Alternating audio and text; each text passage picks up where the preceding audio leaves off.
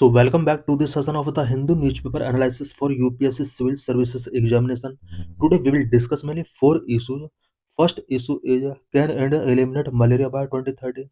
Second issue is related to prevention of corruption at 1988. Third issue is what is RBI nudging India to do at BRICS? Fourth issue is study shows India's delta is sinking due to human activity. So let's discuss all the issues in detail. In this session, we will discuss about malaria elimination by 2030. Can India eliminate malaria by 2030? Lecture is important for GS paper 2, GS paper 3 for prelims and for mains. Why in news? The Union Health Ministry has recently released its India's progress towards malaria elimination technical report 2025. Recently, Union Health Ministry ने India's progress towards malaria elimination technical report 2025 release किया है. This report highlights significant strides made in India to reduce malaria burden and outline critical challenges to achieving the 2030 elimination goal. इस report ने India में malaria burden को reduce करने के लिए किए गए स्ट्रेड्स को हाईलाइट किया है. साथ ही 2030 तक मलेरिया एलिमिनेशन गोल को अचीव करने के बिफोर क्या-क्या क्रिटिकल चैलेंजेस हैं उनको आउटलाइन किया है. Key findings and progress. Significant decline. Malaria cases in India dropped by over 80% and death fell by about 78%. इस रिपोर्ट के अकॉर्डिंग मलेरिया केसेस इंडिया में 80% तक ड्रॉप हुए हैं. मलेरिया से रिलेटेड डेथ 78% तक रिड्यूस हुए हैं. इट मीन्स 2015 में 11.7 लाख केसेस शो हुए थे मलेरिया से रिलेटेड. वहीं 2024 में 2,27,000 केसेस यहाँ पर आइडेंटिफाई किए गए. बात अगर मलेरिया रिलेटेड डेथ का किया जाए 2015 में 384 डेथ मलेरिया रिलेटेड था. वहीं 2024 में अब ये 83 तक रिड्यूस हुआ है. Pre elimination phase 92% of districts now report an annual parasitic incidence of less than 1, indicating that India has largely entered the pre-elimination phase. India के 92% डिस्ट्रिक्ट्स ऐसे हैं जिन्होंने annual parasite incidence of less than 1 report किया है. ये indicate करता है कि इंडिया प्री एलिमिनेशन फेज में एंटर कर चुका है. इट मीन 92% डिस्ट्रिक्ट ऐसे हैं जहां पर 1 से भी कम एनुअल पैरासाइट इंसिडेंस यहाँ पर शो हो रहे हैं. Exit from HBHI group. Recently India को अब HBHI ग्रुप से एग्जिट कर दिया गया है. In 2024 India exited the World Health Organisation's high burden to high impact group, a major global milestone. HBHI means high burden to high impact. ये World Health Organisation का एक इनिशिएटिव है, एक ग्लोबल माइलस्टोन है. अब इंडिया को high burden to high impact से eliminate कर दिया गया है. Zero cases districts. About 122 district reported zero indigenous malaria cases in 2023. 2023 के अकॉर्डिंग इंडिया के ऑल डिस्ट्रिक्ट में से 122 डिस्ट्रिक्ट ऐसे हैं जहां पर zero indigenous malaria cases report हुआ. इट मीन्स यहाँ से कोई भी मलेरिया केस रिपोर्ट नहीं हुआ है. Strengthen surveillance. The use of integrated health information platforms has enabled real-time case-based reporting, improving response times. India में इंटीग्रेटेड हेल्थ इंफॉर्मेशन प्लेटफॉर्म का यूज किया गया और यही वजह है कि मलेरिया से related real time data, case based reporting, response time improve हुआ है. Major challenges identified. 2030 तक मलेरिया को एलिमिनेट करने के बिफोर मेजर चैलेंजेस क्या-क्या इस रिपोर्ट के अकॉर्डिंग आइडेंटिफाई किए गए हैं. The report highlights several persistent challenges that could threaten India's 2030 elimination goal. Number 1, urban malaria. Number 2, high burden pocket. Number 3, operational difficulties. Number 4, cross-border transmission. Next, resource gap. Urban malaria. The spread of invasive mosquito vector Anopheles stephensi in metropolitan areas like Delhi is an emerging national concern. Because कुछ metropolitan areas like Delhi के अंदर invasive mosquito vector Anopheles स्टिफेंसी का spread हो रहा है, जो कि एक इमर्जिंग नेशनल कंसर्न हो सकता है। High burden pockets, pockets of high transmission persist in certain districts, particularly Odisha, Tripura, and Mizoram. Operational difficulties, asymptomatic infections, difficult terrain, and population movement continue to drive transmission. India में asymptomatic infections, difficult terrain, and population का जो movement हो रहा है one country to another, ये transmission को drive कर रहा है। Cross border transmission, transmission from neighbouring countries like Myanmar and Bangladesh affect border district in north eastern India. North eastern India के जो बॉर्डर डिस्ट्रिक्ट हैं, उन बॉर्डर डिस्ट्रिक्ट में मलेरिया का ट्रांसमिशन कुछ neighbouring countries such as Myanmar and Bangladesh से हो रहा है। Resource gap challenges include inconsistent private sector reporting, limited entomological capacity, drug and insecticide resistance, and sporadic storage of diagnostic and treatment commodities.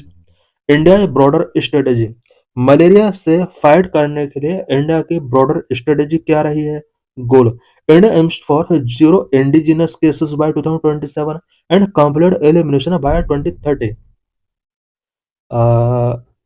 Indigenous cases को zero करने के लिए India ने 2027 तक का टारगेट रखा हुआ है।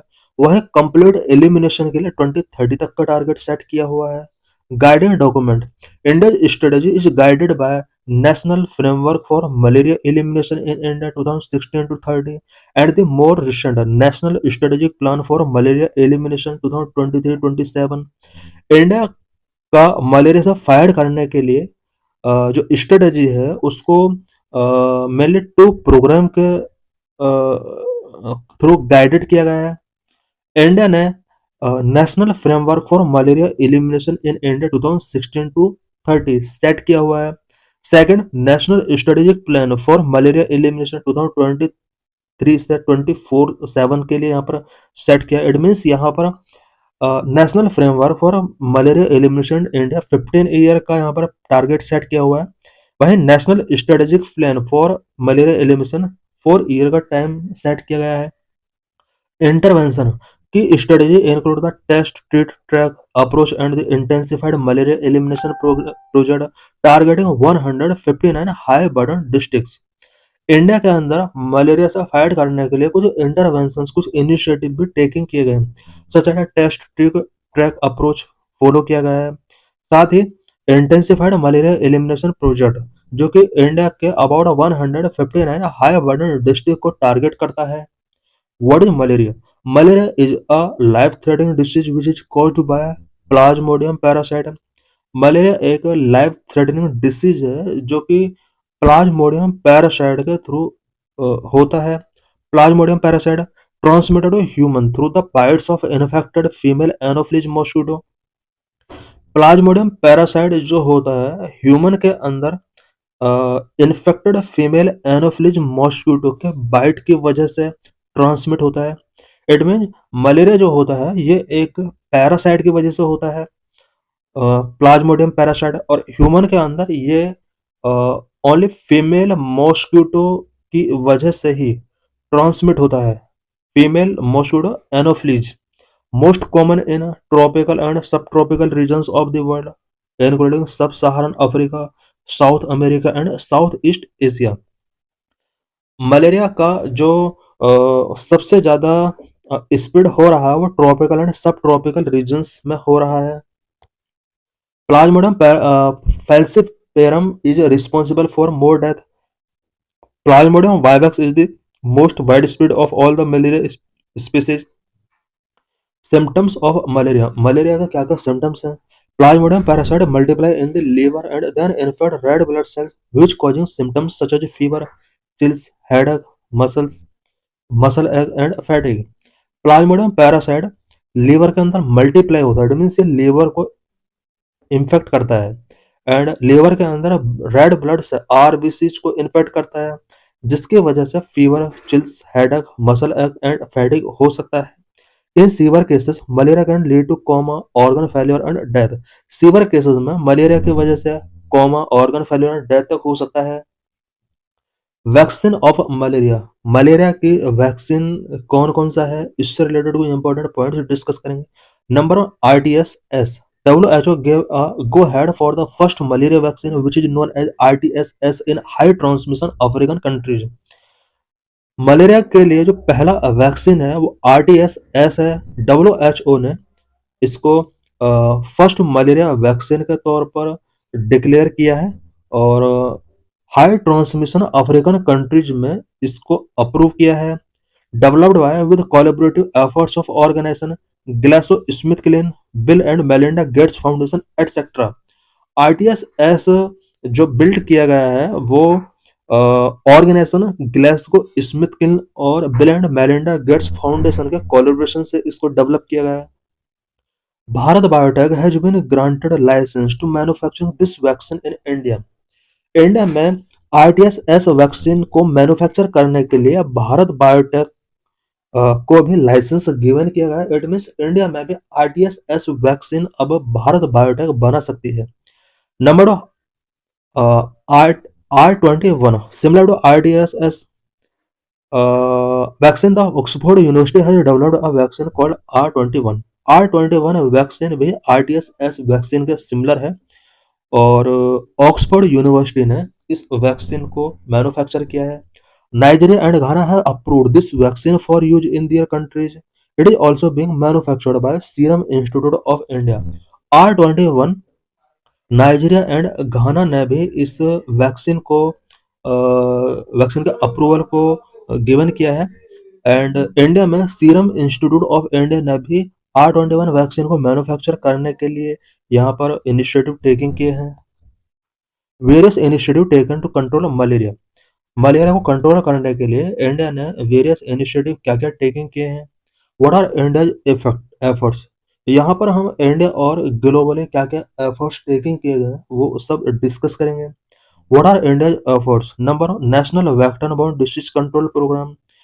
Indian umbrella program for prevention and control of vector-borne diseases such as chikungunya, dengue, malaria, Japanese encephalitis and lymphatic filariasis।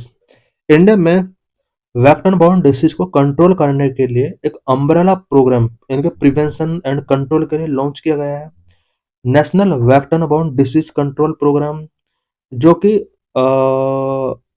कुछ important vector borne disease such as chikungunya, dengue, malaria, Japanese encephalitis, kala-azar and lymphatic filariasis, इन सभी को prevent करने के लिए, control करने के लिए वर्क करता है।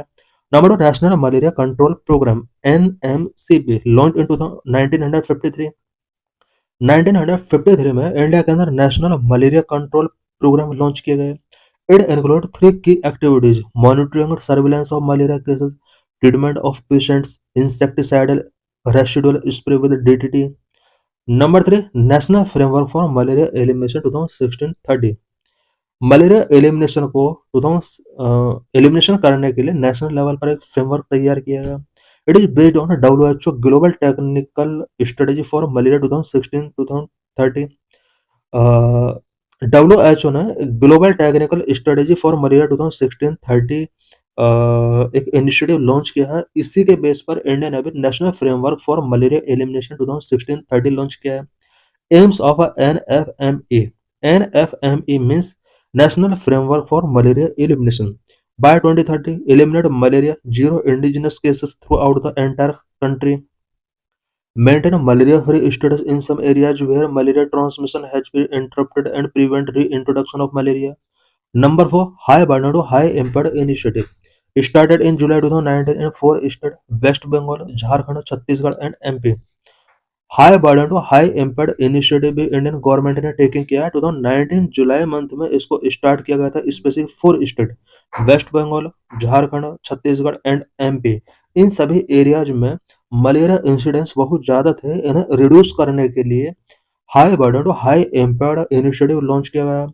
Distribution of long lasting insecticidal nets to high burden areas provision in these 4 very high endemic state. ये जो 4 एरिया 4 स्टेट हमने डिस्कस किए हैं, इन स्टेट में ये हाई बर्डन एरियाज रहे हैं और इन सभी एरियाज में लॉन्ग लास्टिंग इंसेक्टिसाइडल नेट्स का भी डिस्ट्रीब्यूशन किया गया।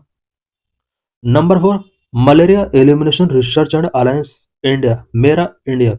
It has been established by Indian Council of Medical Research with the collaboration of partners working on malaria control.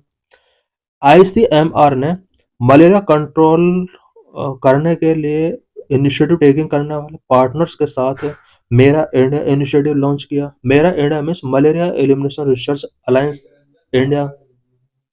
Globally efforts क्या कह रहे हैं? Number global malaria programme launched by WHO, responsible to control and eliminate malaria.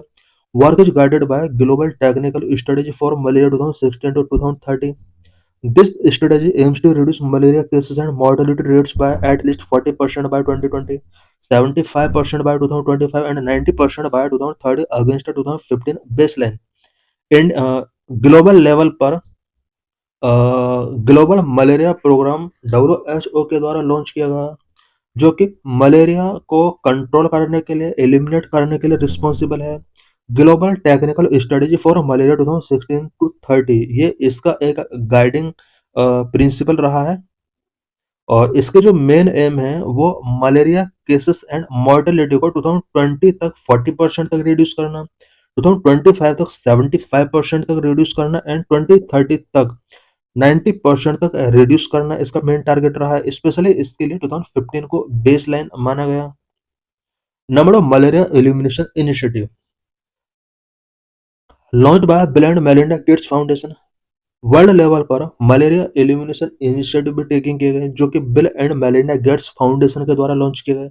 Main focus to eliminate malaria in certain regions of the world through various strategies such as increasing access to effective treatment, reducing the mosquito population and developing new tools and technology to combat the disease. Number 3, E2025 initiative. WHO launched the E2025 initiative in 2021 to control the transmission of malaria in 25 identified countries by 2025. E25 initiative WHO का एक important initiative है जो कि 2021 में launch किया गया था। Specially world के 25 आइडेंटिफाई कंट्रीज जहां पर मलेरिया ट्रांसमिशन बहुत हाई है वहां पर मलेरिया को कंट्रोल करने के लिए E2025 इनिशिएटिव WHO ने लॉन्च किया। This is PYQ related to this article. In this session, we will discuss about de-dollarization accelerating, why Reserve Bank of India proposes linking BRICS digital currencies. What is RBI nudging India to do at BRICS? Why a news? The Reserve Bank of India is nudging the Indian government to push other BRICS nations to link their central bank digital currencies for cross-border payment. Recently, Reserve Bank of India ने Indian government से request किया है कि other BRICS Nations को उनके central bank digital currencies को link करने के लिए रिक्वेस्ट करे so that cross border payment को इजी किया जा सके। Its main goal is to make international trade and tourism payment faster and cheaper, while also reducing reliance on the US dollar. इस प्रोपोजल का जो मेन गोल है वो international trade and tourism payment को faster करना, cheaper करना है। साथ ही US डॉलर पर ब्रिक्स नेशंस का जो रिलायंस है उसको रिड्यूस करना है। The proposal builds on a 2025 BRICS declaration that called for greater interoperability among the member countries' payment system. What are central bank digital currencies? Central bank digital currencies क्या है? It means CBDCs. CBDCs are legal tender issued by a central bank entirely in digital form. CBDCs central bank के द्वारा digital form में issue किए गए कुछ legal tender होते हैं। In India, for example, the RBI has been issuing the e-rupee on a limited scale. This currency is the same as the normal rupee but is entirely digital and it is a store of value of all its own. India में भी reserve bank of India ने CBD यहाँ पर issue किए हैं और e-rupee के form में ये इशू किए गए हैं। ये जो करेंसी है ये नॉर्मल रुपये की ही तरह है बट एंटायरली डिजिटल फॉर्म में है। इसकी भी अपनी एक वैल्यू है। Difference between UPI and CBDC। UPI and CBDC में क्या डिफरेंस है? CBDC is held in a wallet that is separate from your bank account. CBDC जो होते हैं वो वॉलेट के अंदर हो सकते हैं, बैंक अकाउंट से ये थोड़ा सेपरेट होते हैं। where the UPI facilitated the transfer of rupee from one bank account to another. CBDCs move from a wallet to another, with each transaction recorded on a blockchain, in essence a digital lender. UPI के through one bank account से another bank account में money transfer किया जाता है, but CBDC जो होते हैं वो वन वॉलेट से अनदर वॉलेट पर ही ट्रांसफर किए जा सकते हैं. Difference between UPI and cryptocurrencies like Bitcoin. CBDCs differ from private cryptocurrencies in that where private cryptocurrencies like Bitcoin are decentralized by the design with no central issuer and no regulator. CBDCs have a very defined issuer and regulator, the central bank. यहाँ पर CBDCs और crypto currencies like bitcoin के between difference बताया गया. CBDC जो होते हैं वो प्राइवेट क्रिप्टो करेंसी से डिफरेंट होते हैं.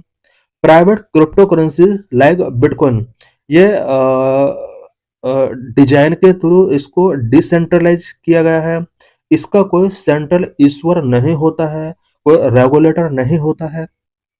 जबकि सीबीडीसी वेरी डिफाइंड ईश्वर इसके होते हैं, रेगुलेटर होते हैं, सेंट्रल बैंक इसके रेगुलेटर होते हैं. Also, while most cryptocurrencies apart from stablecoins are not pegged to any real world assets from which they can derive value, CBDCs are backed by central bank and have a set value. CBDCs का एक set value होता है, central bank के द्वारा इसको backed किया जाता है. That is 1 E equal to 1 रुपये. CBDC के अंदर 1 E की जो वैल्यू होगी वो 1 फिजिकल रुपये के इक्वल होगी. की details of the proposal. RBI ने सेंट्रल गवर्नमेंट से जो प्रपोजल सेंट्रल गवर्नमेंट को जो प्रपोजल गिवन किया है उससे रिलेटेड यहाँ पर की डिटेल गिवन है. Objective of proposal. The primary aim is to facilitate seamless and efficient cross-border transactions among big member using their respective digital currencies, like India's e-rupee and China's digital yuan. इस proposal का जो primary aim है वो cross border transaction जो भी BRICS member के between होता है उस ट्रांजैक्शन को सीमलेस एंड एफिशिएंट बनाना है. फॉर एग्जांपल इंडिया का ई रुपये और चाइना का डिजिटल करेंसी युआन, इनके थ्रू अगर ट्रांजैक्शन किया जाएगा तो ये ट्रांजैक्शन डॉलराइज को रिप्लेस कर सकता है. This provide an alternative to traditional dollar-based systems like SWIFT. Dollar-based systems like SWIFT को ये एक अल्टरनेटिव के तौर पर ऑप्शनल हो सकता है. Benefits. Number efficiency. Digital currencies on a blockchain can offer real-time settlement, bypassing correspondent banking block bottleneck and reducing transaction cost and delays. Number two, reduced dollar dependence. While India maintains this is about efficiency, not explicit de-dollarization, the move would naturally lessen the bloc's dependence on the US dollar and exposure to US sanctions or volatility in the dollar's value. Number three, transparency. Using a blockchain can enhance transparency in cross-border transactions, potentially helping to track and crack down the illicit money flows. Current status. The RBI has recommended that this proposal should be included in the agenda for 2026 BRICS summit which India will host.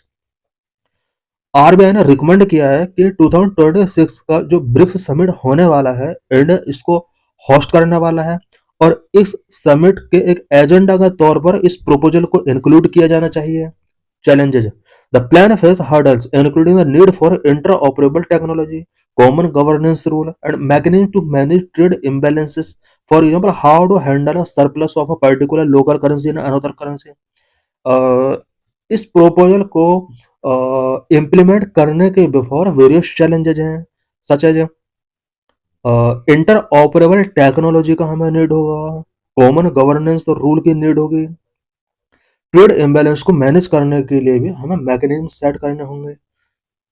Bilateral foreign exchange swap arrangement are the one idea being explored to manage potential imbalance. Potential imbalance को manage करने के लिए bilateral foreign exchange swap arrangement भी किए जा सकते हैं. In this session, we will discuss India's sinking deltas, why Indian river deltas are submerging faster than the sea rises.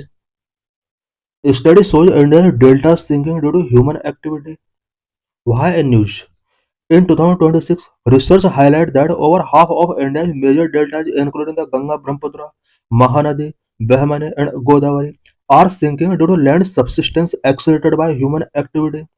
2026 के एक रिसर्च के अकॉर्डिंग इंडिया के मेजर डेल्टाज का हाफ सिंकिंग हो रहे हैं।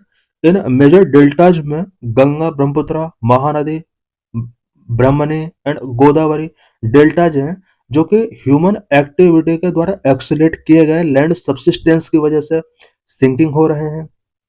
In some regions, the land is dropping at a rate exceeding 5 millimeter per year, outpacing global sea level rise.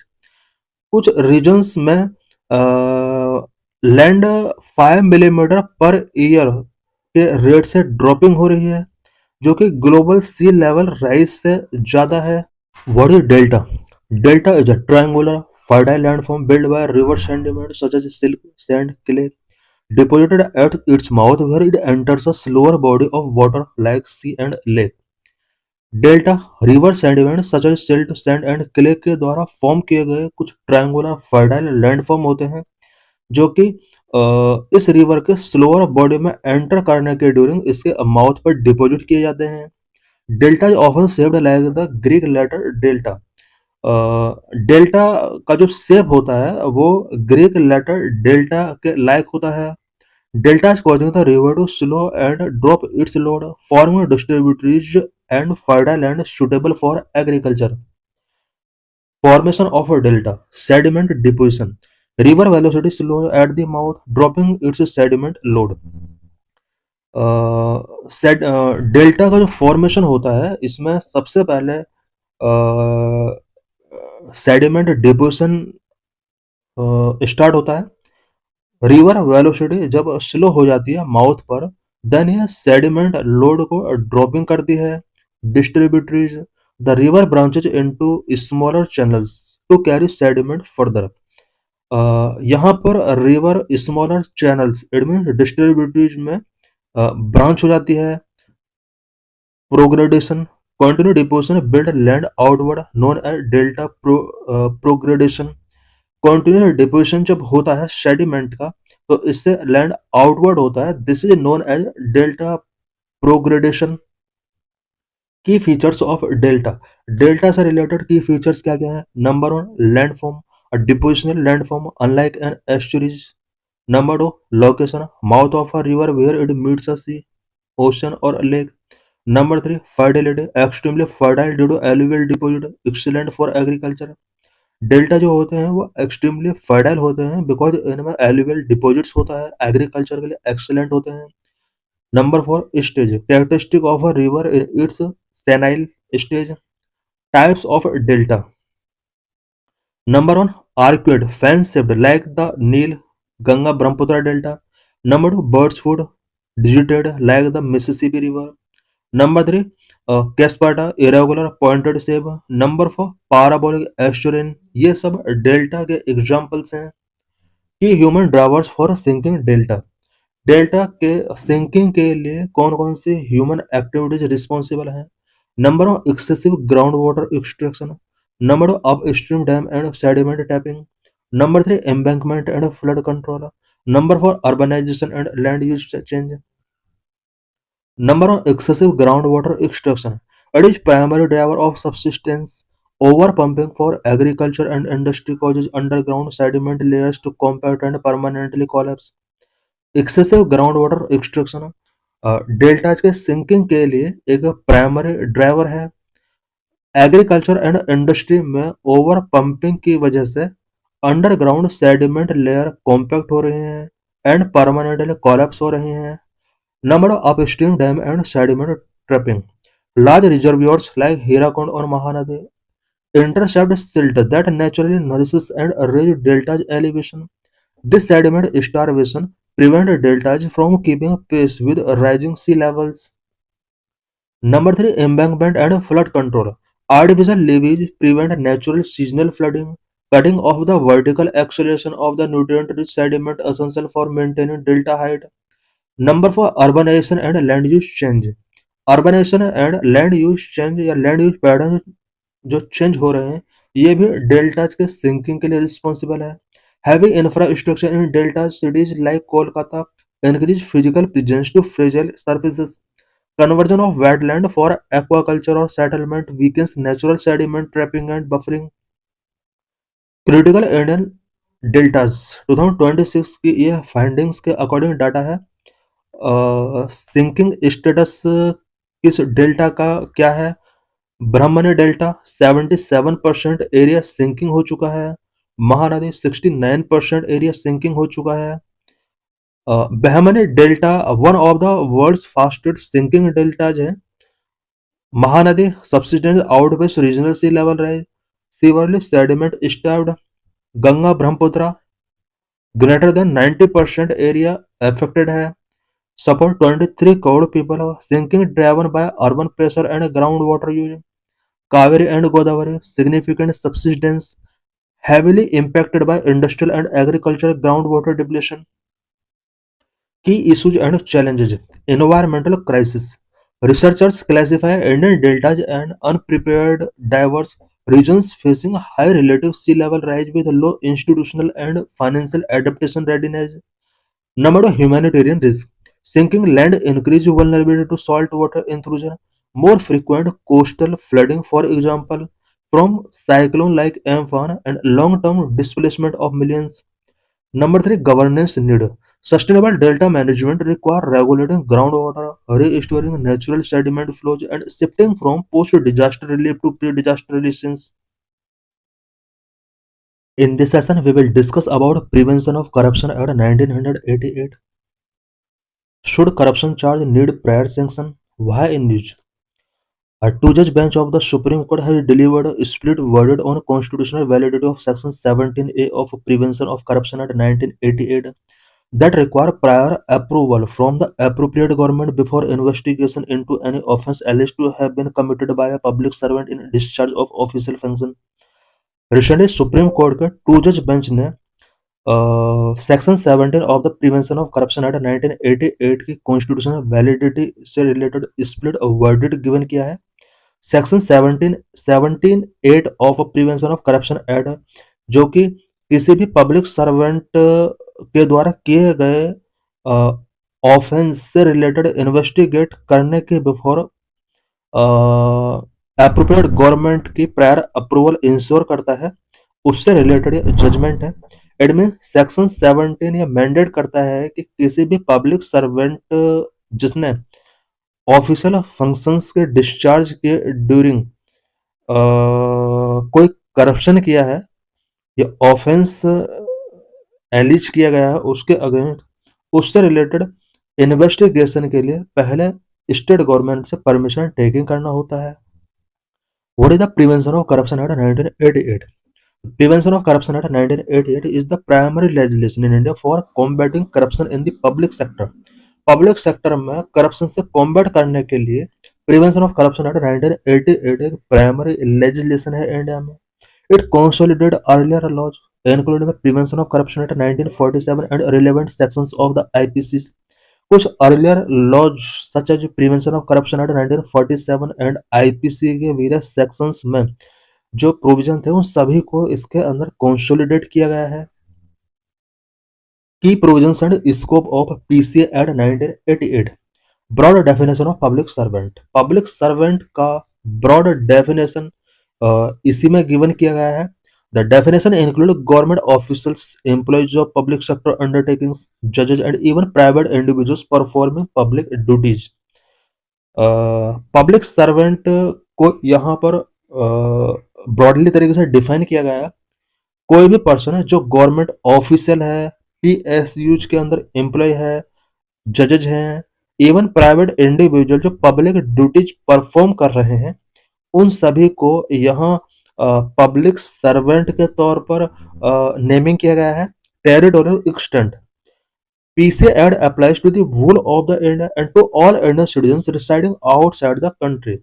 Prevention of corruption act 1988 whole of the India के लिए applies होता है।